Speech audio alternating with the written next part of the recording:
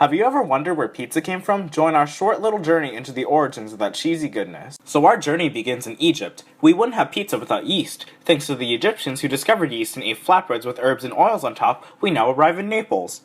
Now, pizza without tomato sauce sounds strange, sure, but thankfully after being introduced to them in the 16th century, the Italians realized that tomatoes weren't poisonous, and a beautifully delicious sauce was created thanks to the good old relocation diffusion of the tomato. By the end of the 18th century, the residents of Naples and tourists began to top the bread with tomatoes, essentially creating a pizza as we know it today.